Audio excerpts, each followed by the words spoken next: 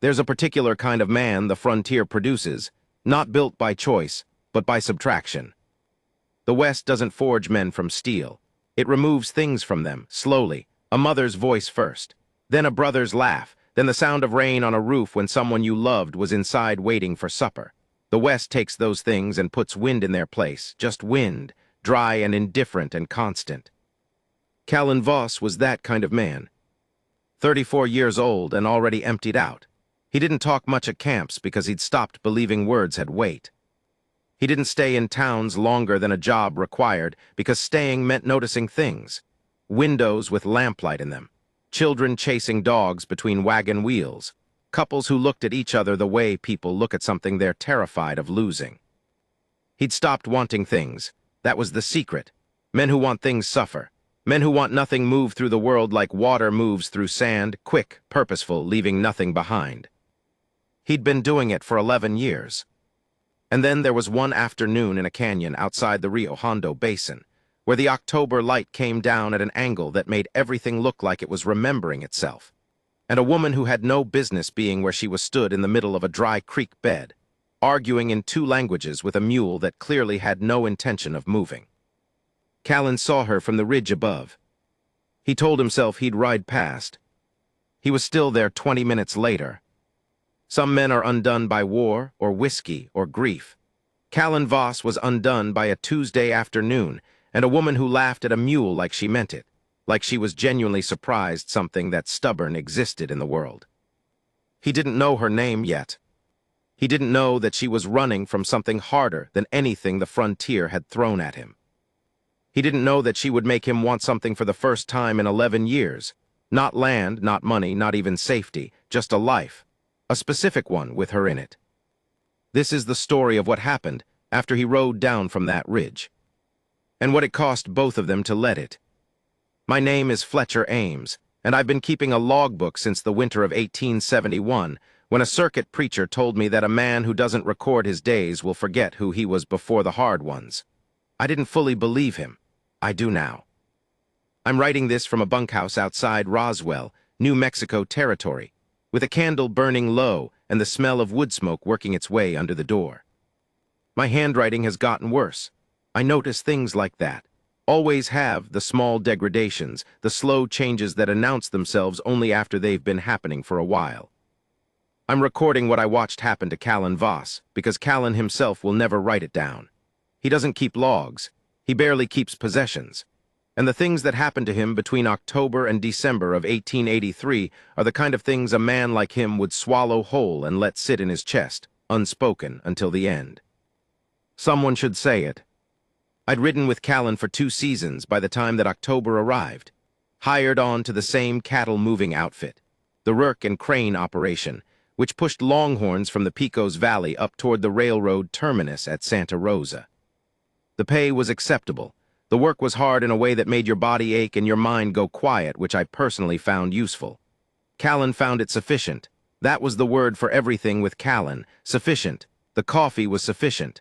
The bedrolls were sufficient. The company was sufficient. I once asked him, as a genuine inquiry, whether there was anything he actually liked. He thought about it for a long moment, long enough that I thought he hadn't heard me, and then he said, "Clear weather." That was the entire list. He was not a cruel man. I want that on the record because the word had been used, heartless, and I'd heard it more than once, usually from men who'd wanted something from him he wasn't willing to give. He didn't drink with anyone, didn't play cards, didn't court anything or anyone. He worked, he slept, he moved on. That steadiness made men trust him with cattle and trail decisions. It made them not trust him with anything requiring warmth. I understood both positions. The day it happened, we were moving a split herd back from a water stop near a place the local Apache called Seku Sitsizi, Red Canyon, roughly a dry and gorgeous wound in the earth, all red-orange rock and pale sky. The main herd was a mile ahead with the other riders. Callan and I had hung back to check a heifer that was favoring her left rear leg. We'd determined she was fine, a stone, easily removed, and were heading back up to the ridge trail when Callan stopped his horse. I almost rode into him. "What?" I said. He didn't answer. He was looking down into the canyon. I followed his line of sight. There in the dry creek bed below stood a woman. She was Apache, or mostly. I would learn later that she was half Mexican on her mother's side, though that distinction mattered to her in ways I wouldn't understand for weeks. She was perhaps 30 years old, dressed in a combination of things that told you immediately she'd been moving through different worlds and refusing to fully belong to any of them. High leather boots, a white muslin blouse with embroidery at the collar, a serape draped over one shoulder.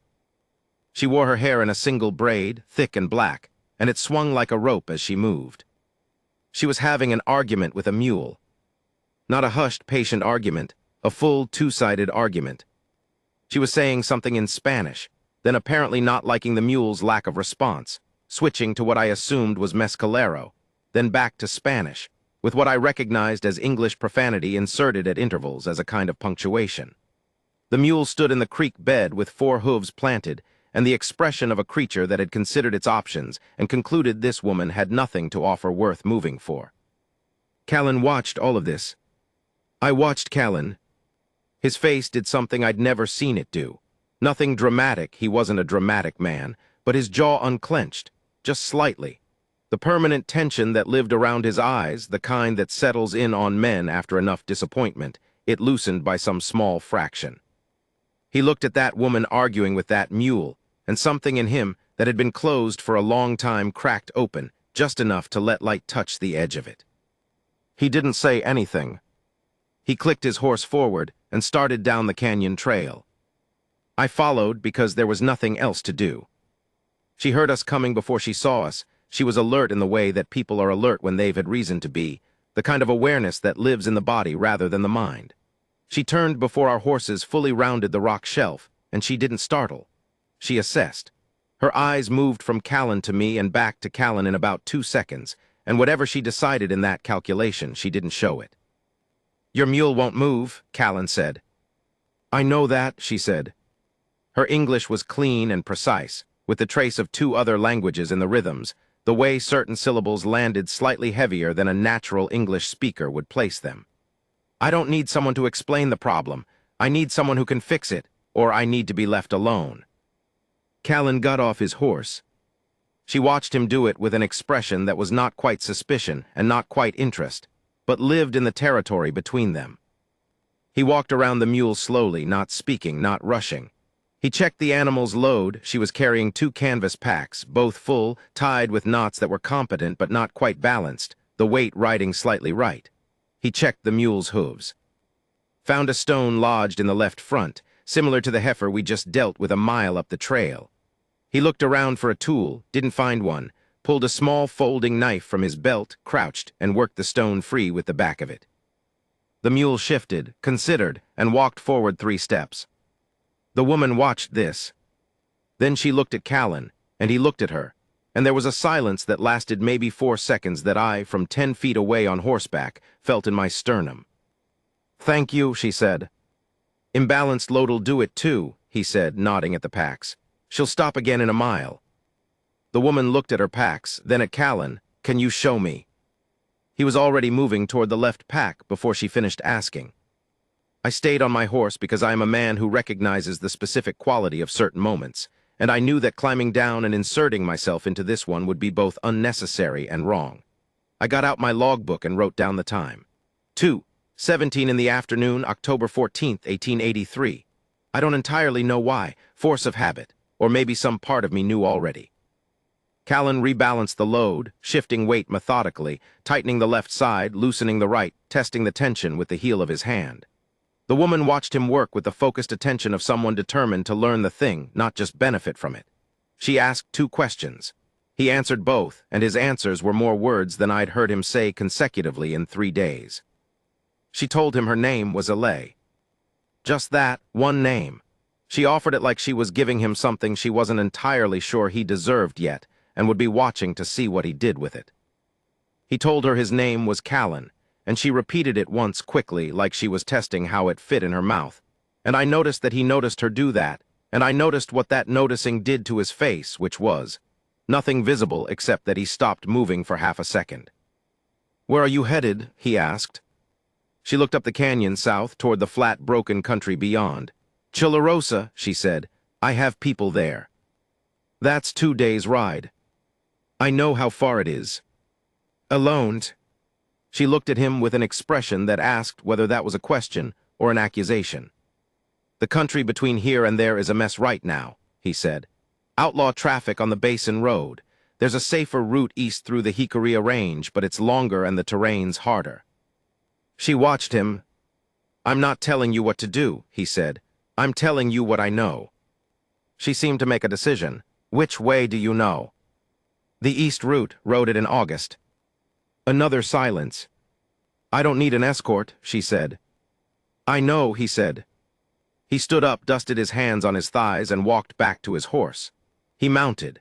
He looked at her once more, and then he looked at me, and I saw it in his face, the conflict, the strange war between who he'd trained himself to be and something newer, something that didn't have a name yet. You coming, he said to me. I was already writing in my logbook, in a minute. He turned his horse north, toward the herd trail, and began riding. He stopped after 50 yards. 50 yards is not far, but for Callan Voss, 50 yards in that direction was approximately 11 years' worth of self-construction, the whole architecture of a man who decided that not wanting was the only safe way to live. He stopped and sat there, and then he turned around. I will be honest, I laughed, not loudly. I kept it to a private exhale, the kind you let out when something confirms a theory you didn't fully know you held. I'd ridden with this man for 2 seasons, and he'd stopped for nothing. Not a saloon fight, not a brush fire, not a woman who'd slid off her horse at a dance in Las Vegas, New Mexico, who'd looked at him with complete openness, and said something about his eyes that I didn't hear the whole of, but which he'd thanked her for and ridden on. He'd stopped for this woman with a mule and a name she handed out carefully and eyes that said, I will not be pitied or managed, so choose which one you are before you speak. He rode back. The east route, he said to her. I'll take you to the junction at least, where you can see the way clearly. She looked at him for a long moment. You don't have to, she said. I know, he said. She loaded herself back on the mule with the ease of a woman who'd done it 10,000 times and didn't thank him again. She just moved, and he fell in beside her, and I brought up the rear like a man who understands when he's become scenery. We rode until the light changed from gold to orange to that particular thin lavender that comes right before full dark in the canyon country, when the shadows stop separating from the rocks, and everything becomes one quiet, undifferentiated dark. The temperature dropped fast, the way it does in October in high desert elevation, and we made a camp in a shallow alcove of rock that cut the wind from the northwest. Alay built the fire. She didn't ask if she could, didn't offer to, just moved to it with the automatic competence of someone who'd done it in every kind of weather and had stopped thinking about it as an act requiring decisions. She was gathering, striking, feeding the flame inside 2 minutes. Callan watched her from where he was seeing to the horses. I watched Callan. There are men who look at capable women with discomfort, a low-level alarm that their usefulness has been made unclear. Callan didn't. He watched her build that fire the way you watch something that's doing exactly what it should, with a quality of appreciation that had no anxiety in it. He looked almost peaceful for a moment, the way people look when something they'd stopped expecting turns out to exist. She made coffee. She did this from supplies she pulled from her right canvas pack, good coffee, dark and strong, in a battered tin pot that had clearly traveled extensively. She made enough for 3, without commentary on whether we were thirsty or deserving of it. She passed the cups in silence. Callan sat across the fire from her. I sat to the side with my logbook because the firelight was good and my habits are what they are. What's in Chilarosa? Callan asked. She looked at the fire, my mother's sister, and a conversation I have to have with her. About what? She looked at him then, and it was a measuring look, the kind you give a man when you're calculating exactly how much truth he's earned. About land, she said. About what she kept when she should have sold it, and what she sold when she should have kept it, and about whether I'm willing to come back and help her hold what's left. Are you? She was quiet for a moment, the fire popped. Somewhere out in the canyon dark, a coyote made a sound like a question. I don't know yet, she said. That's why I'm going to decide. Callan nodded. He put his coffee cup down on the rock beside him and looked at the fire the way he looked at everything, steadily, without inflection. How far have you come already? He asked. From Santa Fe, she said. Which was 3 days' ride minimum, I noted in my logbook. 3 days already on the trail, alone. No explanation offered for why she hadn't traveled with someone. No apology for the mule's attitude or the inconvenience of the afternoon. Just facts, stated plainly, take them or leave them. Callan took them. My family had land in the Pecos Valley, he said, 1,200 acres. She looked at him. He almost never volunteered personal information. I'd stopped waiting for it. She said, it wasn't a question, it was recognition. Drought first, then back taxes, then a man with a lawyer and more patience than us. He picked up his coffee again. We didn't know how to hold it, didn't know what we were holding until it was going. She was quiet. I know how to hold it now, he said, for what that's worth. She looked at him across the fire for a moment, and her face did something I couldn't fully read, something between acknowledgement and grief. The expression people make when they recognize a scar on someone else that matches one of their own. It's worth something, she said. They sat like that for a while, the fire between them, the canyon dark pressing in on all sides, and I wrote in my logbook until my candle stub burned out and I had to stop. In the morning, Callan was up before either of us. He'd fed the horses, repacked Alay's mule with the balance corrected and secured with a knot configuration I recognized as more sophisticated than hers. He'd made coffee. It was sitting on a flat rock near the fire's coals when she woke, and he was standing 20 feet away looking at the dawn color on the canyon walls, his back to everything, giving her space without making a production of giving her space. I noticed this and wrote it down. She noticed it too. I watched her notice it, the way she looked at the coffee, then at his back, then at the coffee again. Her face was private, but something in it softened. We broke camp and rode. And I kept writing. The junction Callan had mentioned was 4 hours east, up a climb that got steep in the last quarter mile, but opened onto a long, clear view of the valley below, the morning sun laying everything gold and sharp. From the top you could see the trail down to Chilarosa, clean and obvious, threading through juniper and scrub in a wide-open corridor that would have been hard to lose even in low light. We stopped there. Callan pointed out the route. He was specific and patient: distances, landmarks, a dry lake bed to keep to her right, a fork where she should take the south branch and not the north. He spoke like a man who wanted her to arrive safely, and had spent the last 4 hours thinking about how to explain it clearly. She listened the same way she'd listened to him rebalance the mule pack, with the focused attention of someone determined to own the information. You'll be there before dark if you start now, he said. I know, she said. A pause. Thank you, she said, for the route, and for, she gestured vaguely at the previous day, all of it, the mule, the fire, the conversation. Sufficient, I thought. But Callan didn't say that. He said, I hope the conversation goes the way you need it to.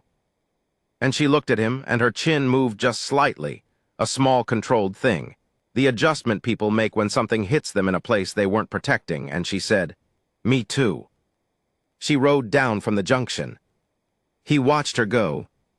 He watched her until she was small against the valley floor, and then small against the juniper, and then gone into the bend where the trail curved. He hadn't moved. I rode up beside him. I did not say anything because I know better. But I wrote it down, October 15th, 1883. Callan Voss watched a woman ride away and did not look away once. In 11 years, I have never seen him watch anything go. After a long time, long enough that the light on the valley had shifted and the shadows had moved, he picked up his reins. We're 3 hours behind the herd, he said. We are, I said. We rode north. He didn't speak again for 2 hours. And then he said, out of nothing, without context, to the trail ahead of him, Her name is Alay. I know, I said. Just saying it, he said. I know, I said. And I wrote that down too, because a man like Callan Voss doesn't just say things. When he speaks, it's because something in him has shifted far enough that silence no longer fits. I'm going to tell you what the next 6 weeks looked like from the outside, because I was the outside for most of it, and I think that vantage point matters. Callan didn't go after her. I want to be clear about that, because the story could easily become something simpler if you assumed he chased her. He didn't. He rode back to the herd, worked the remaining 4 days of the drive to Santa Rosa, collected his pay from the Rourke and Crane foreman, and stood in front of the paymaster's table for a long moment before he said, quietly and without much preamble, that he wouldn't be signing on for the winter circuit. The foreman, a large Irish man named Corcoran who respected Callan's work enough to take this personally, asked why. Callan said he had business to see to. Corcoran asked what kind of business. Callan said, the kind that requires staying somewhere.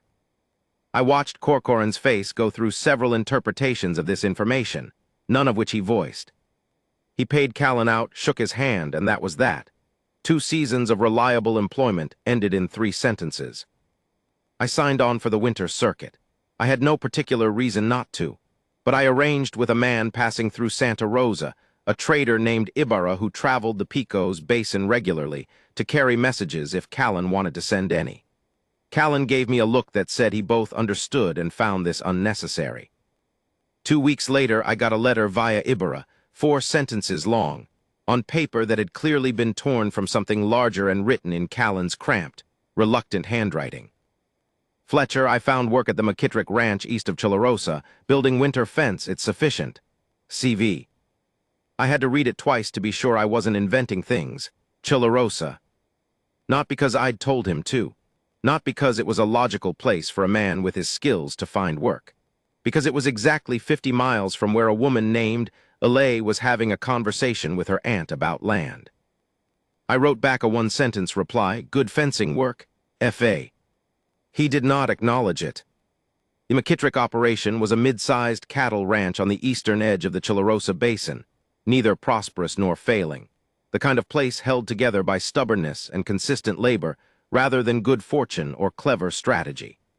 Old man McKittrick had been ranching that piece of earth for 22 years and had the posture of a man who decided to outlast everything that had tried to stop him. He hired Callan without extensive questioning, because a man who shows up knowing what he knows and asking only what the work requires tends to get hired. Callan built fence, miles of it methodical and straight, through some of the most obstinate terrain in the basin, ground that was either rock-hard caliche or deep sand with nothing useful in between. He told me later, in a letter I received in December, that the fencing work required full attention because the ground kept presenting new arguments against it, and he found the problem-solving useful. I understood, reading that letter, that what he meant was, it kept me from thinking too much about what I was really doing there. He saw Alay for the first time, the second time in their lives, 3 weeks after he arrived in Chilarosa, which meant he'd been building fence, sleeping in McKittrick's bunkhouse, and being quietly, determinedly present in the geographic vicinity of a woman who didn't know he was there for 21 days before chance arranged an encounter.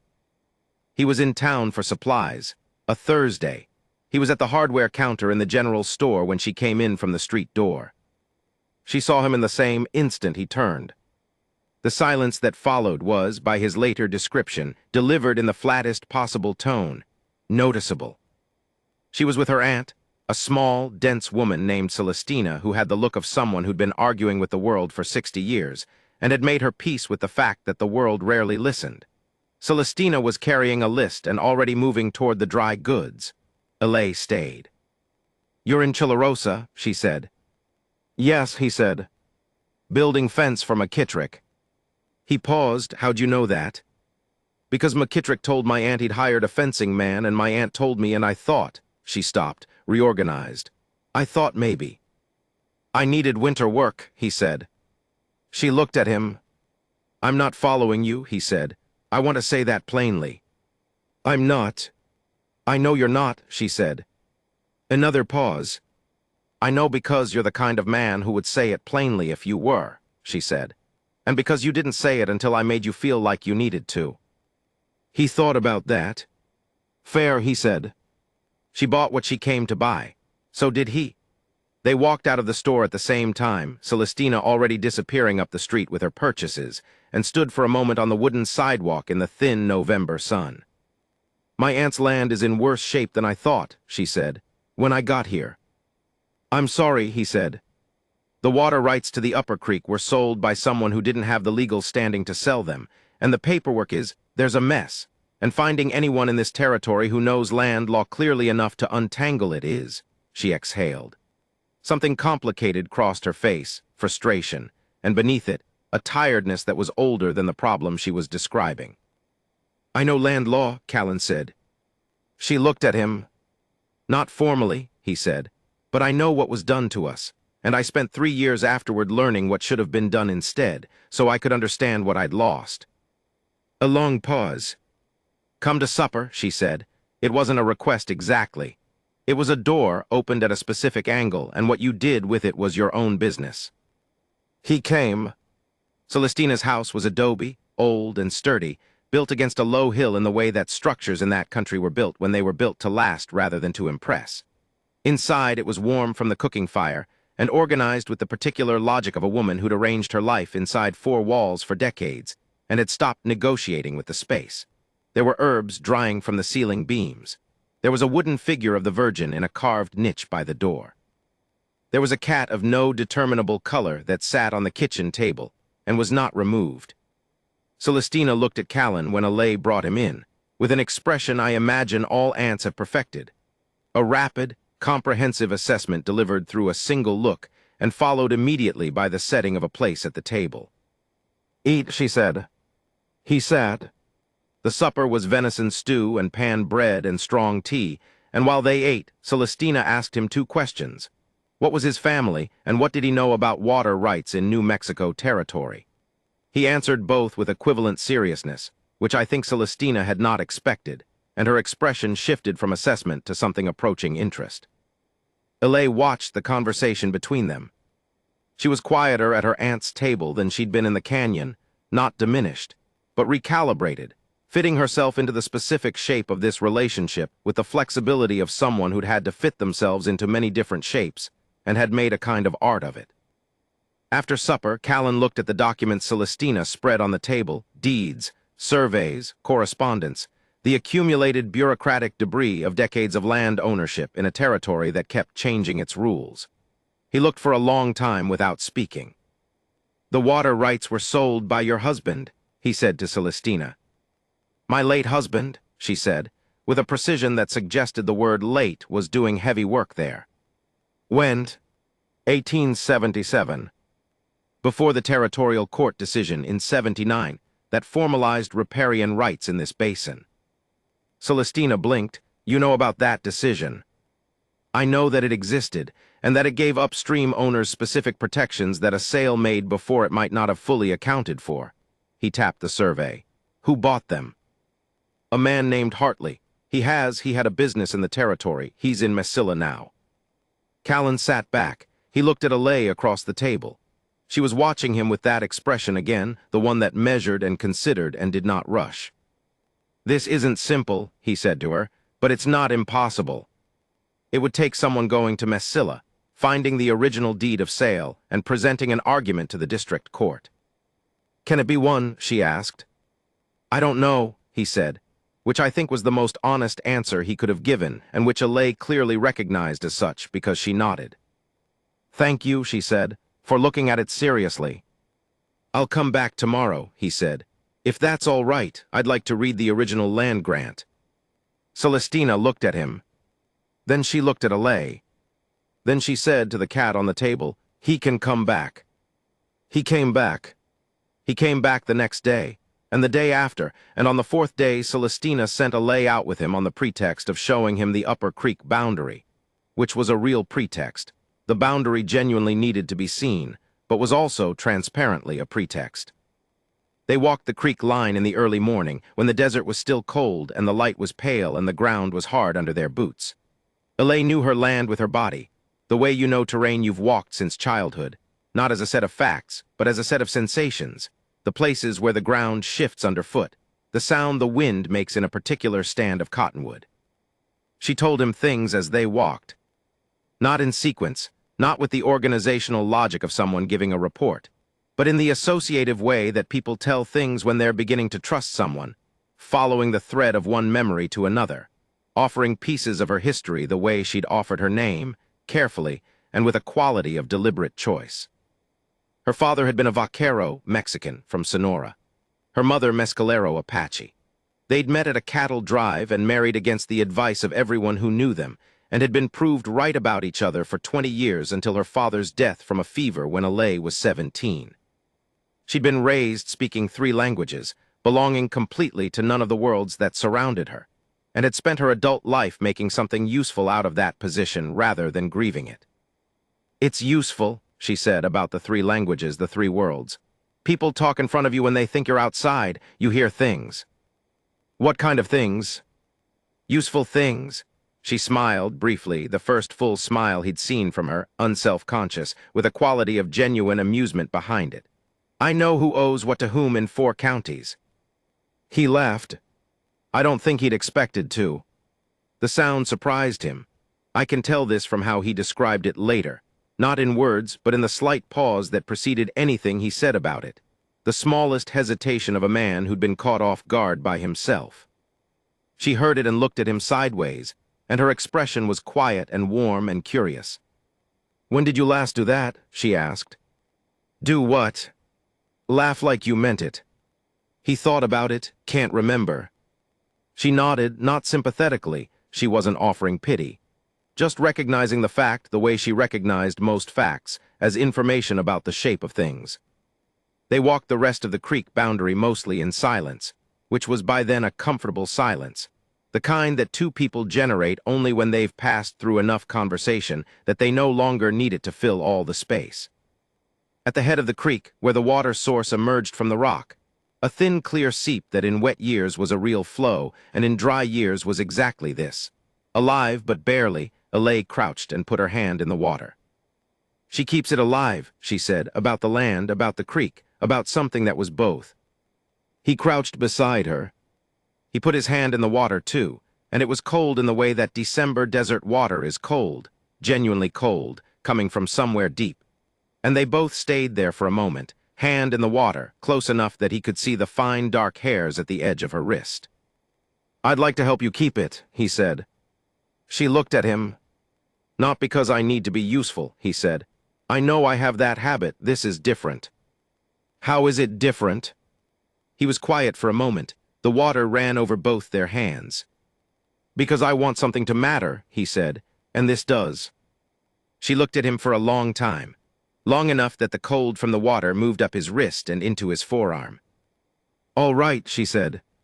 He went to Messilla.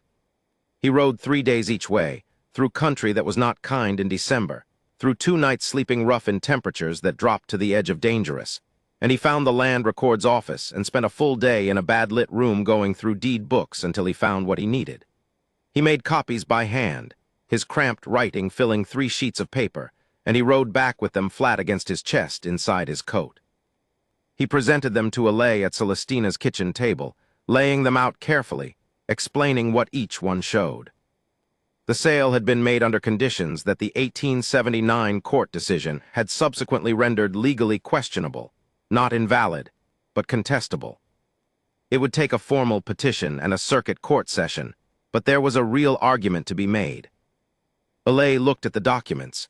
She looked at his handwriting on the copies, careful, deliberate, the handwriting of a man who didn't write often but took it seriously when he did. "You did this in 3 days?" she said. 6 days total, 3 each way. She looked at him. "Why?" "Because it needed to be done," he said, "and because," he stopped. "Say it," she said. "Because I wanted to do something for you that you couldn't easily do yourself, and I don't have much to offer. But I can ride, and I can read land documents, and I had the time." She looked at the documents again. "No one's done anything like this for me," she said, not with self-pity, just stating a fact. "I know," he said. "How do you know?" "Because you know how to do everything yourself," he said. "People who always have helped stop learning how to do things themselves. You know how to do everything." She was quiet. "That's not a criticism," he said. "I know it's not," she said. She put her hand flat on the documents. Then she looked up at him. "Stay for supper," she said.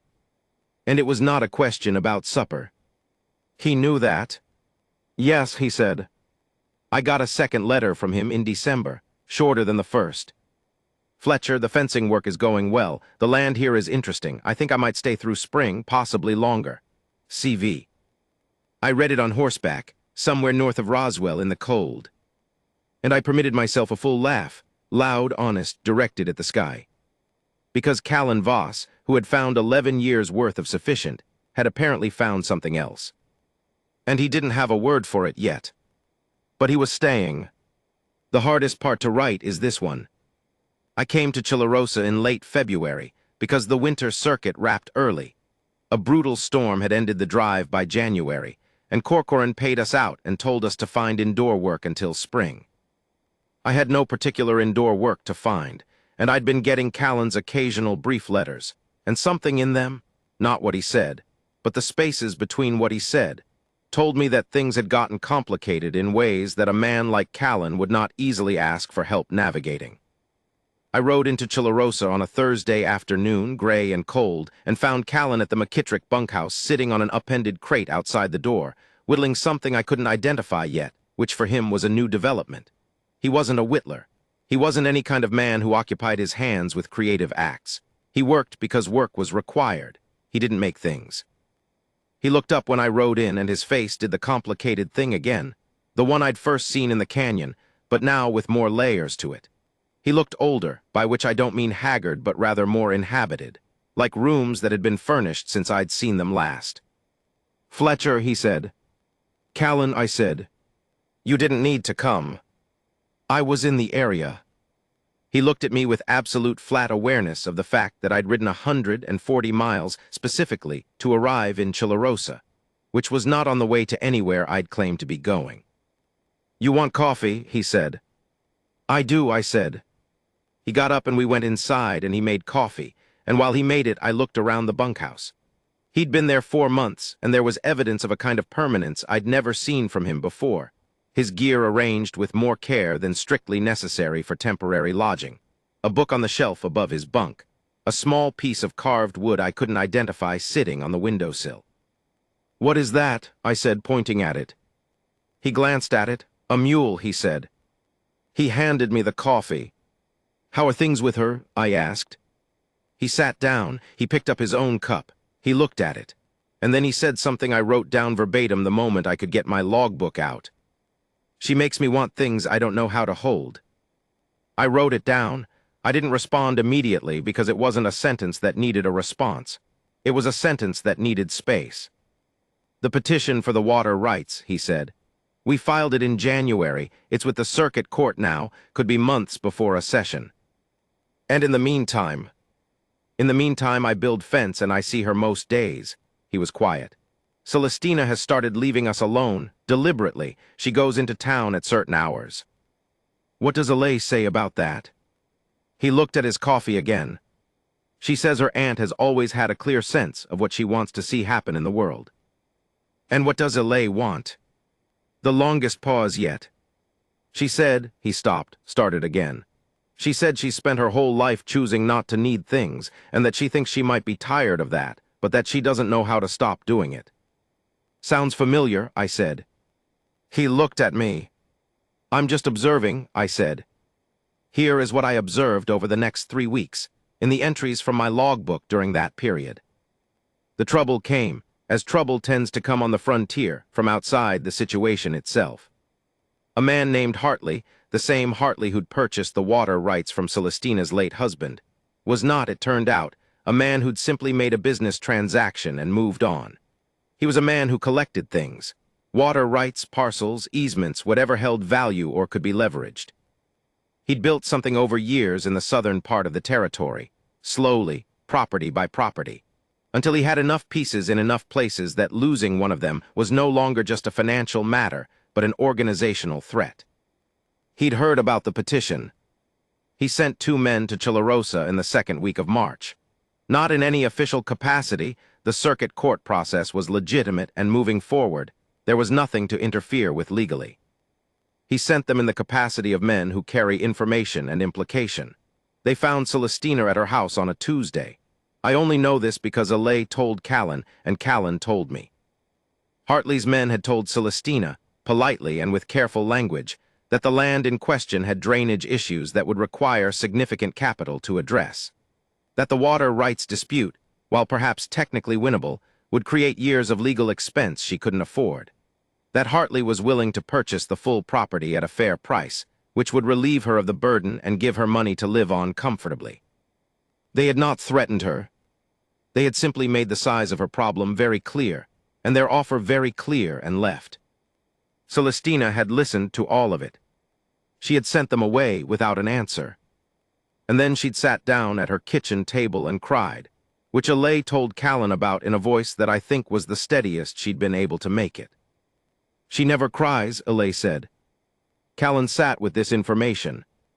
I was there and I watched him sit with it, and I will tell you that the sitting lasted about 4 minutes, during which he was absolutely still, which was different from his usual stillness in that it had heat in it, a restrained quality, like a fire someone had put glass around. And then he got up and walked outside and stood in the yard for another few minutes with his back to us. When he came back in, his face was the controlled, flat expression I'd known for 2 seasons on the trail. The working face. The face that meant he'd put everything else somewhere, and was now in the mode where things got done. "What does Celestina want to do?" he asked Alay. "She wants to fight," Alay said. "She's scared, but she wants to fight." "And you?" Alay was quiet for a beat. "I want to fight, I'm also scared." "All right," he said, "here's what we do." He went back to Mesilla. This time I went with him, because 2 sets of eyes on land records work twice as fast, and because I'm a man who keeps logs and had gotten invested in the outcome of this particular situation more than I'd originally planned to.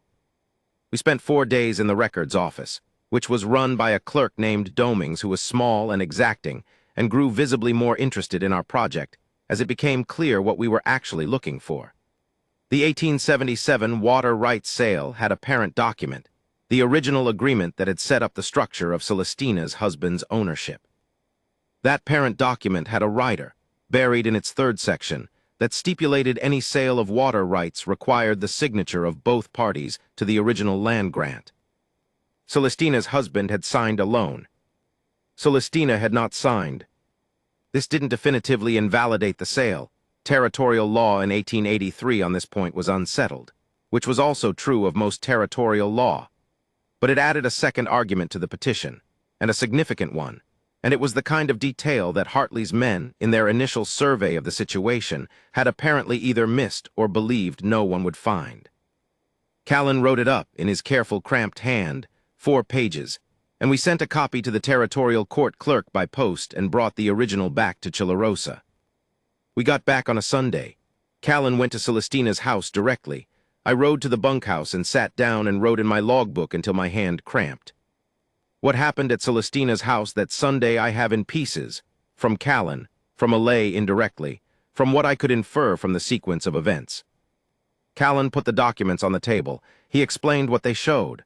Celestina read them, she could read. She read carefully and slowly with a finger tracing each line.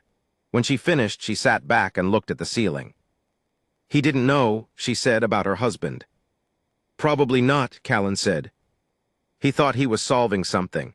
We needed money, and he thought he was solving it." "That's how most of this happens," Callan said. She looked at him. "You know from experience." "Yes." She nodded. She folded her hands on the table. She looked at the document. "Fight," she said. It was a decision, not a battle cry. Quiet and definitive, the way certain things are when the decision has been building for a long time and finally reaches the surface. Callan said yes. He said he'd go to the circuit court session in April. There was one scheduled in Las Cruces, and he'd present the argument himself or help whatever attorney they could engage present it. Celestina looked at him for a long moment. "Why do you do this?" she asked him. He didn't answer immediately. "For the land," she asked. "For my niece, for both." He said both, and because I know what it feels like when land that should belong to someone doesn't anymore, and if I can make it not happen to someone else, he stopped. I'd rather do that than not. Celestina looked at him. Then she looked at Alay. Then she said in Spanish, something Callan couldn't follow but Alay could, and Alay's expression at whatever Celestina said went through something I'd never seen on her before, an open, unguarded thing, without any measurement in it. She didn't translate what Celestina said. Callan didn't ask. The night before Callan rode for Las Cruces, Alay came to the McKittrick Ranch. It was late, the moon was up. I was inside, legitimately trying to sleep, and I will confess that I was significantly less asleep than I appeared when she knocked and Callan went out. They sat on the fence. I know this because the fence creaked and then was quiet for a long time. I heard her voice, not the words, then his, then a long quiet.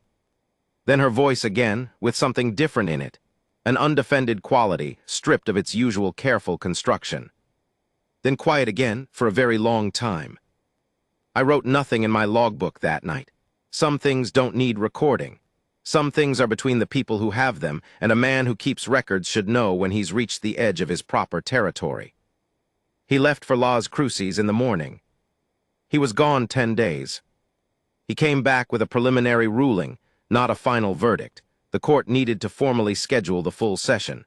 But the judge had reviewed the documents and issued a stay preventing any transfer of the property or further action by Hartley pending the full hearing, which meant Hartley's men could not come back and pressure Celestina. Which meant she had time, which meant the fight was real. He brought the stay document into Celestina's kitchen and put it on the table. Celestina held it. She held it for almost a minute, not reading, just holding. Then she looked at Callan. She said in English for the first time, "You are a good man." He said, "I don't know about that." She said, "I do." Alay was standing in the doorway to the kitchen. She was looking at him with an expression I'd started to recognize by then, the one that meant she'd made a decision and was now living in it, not afraid of it, just in it, the way you live in a country you finally decided to belong to. "Stay for supper," Celestina said. "I'll stay," Callan said. And this time, for the first time, when he said it, it didn't sound like a man agreeing to a meal. It sounded like a man answering a larger question. In April, I left Chilarosa.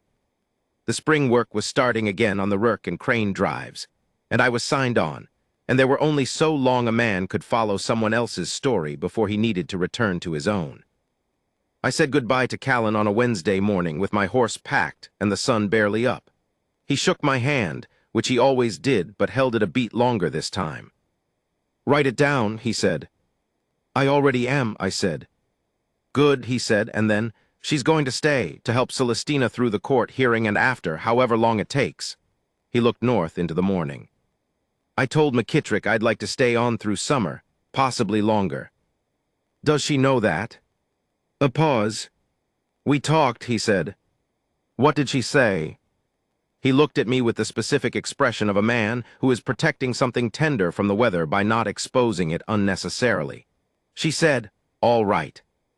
I thought about that. "That sounds like her," I said. "Yes," he said, "it does." I mounted up. He stood in the yard. The morning was clean and cold and turning gold at the edges where the sun was clearing the ridge. "For the record," I said, "I've never seen you care about anything the way you care about what's happening here." He was quiet for a long moment. "No," he said, "neither have I." I rode north. I didn't look back, not because I wasn't tempted, but because I knew that what was behind me was exactly where it should be. And some things are like that creek in the Chilarosa Basin. Alive in the lean years, barely, but there, and real and worth protecting. The court hearing was in June. The ruling, I heard about it months later from Ibarra the trader who still carried messages through the basin, came down in favor of Celestina. The water rights reverted. Hartley filed an appeal that the territorial court declined to hear. The land held. I got a letter in late July. Callan's handwriting, a single page this time. "Fletcher, the summer work is good. The land here is interesting, and I know more of its names now, in 3 languages, which seems right. Celestina has started teaching me to cook, which I suspect she is doing as much for her own entertainment as for my education. Alay says I am a slow student, but not without potential. She laughs easily lately. I find that I want the mornings to start so she can be in them. CV. P.S. I am not writing this because I need to tell you. I am writing it because you keep the record and I thought you should have it. Don't make it into anything sentimental." I made it into something sentimental immediately. I wrote 3 pages in my logbook that evening, which I will not reproduce here. A man is entitled to privacy in his own records. But I will say this. The West takes things. Everyone who lives long enough out there knows what I mean. It takes people and places, and the particular shape of who you thought you were going to be. It takes things quietly, without drama, through the slow arithmetic of drought and distance and solitude. But sometimes, not often, and you cannot force it, it gives something back. Not the same thing. Never the same thing. Something different. Something that grew from the specific soil of loss, which is to say something that couldn't have existed without it, which means you can't entirely wish the loss away without wishing away what came from it. Callan Voss spent 11 years becoming a man who didn't want things. And then on a Tuesday in October, in a canyon with red walls and pale sky, he rode down from a ridge he should have kept riding along. He's still in Chilarosa. I believe he'll be there for a while. Some men find what they are when they stop running from who they were. Some men find it in the particular laugh of a woman who has survived enough to be choosy about what she decides to let matter, and decided quietly in her own time, on her own terms, to let him.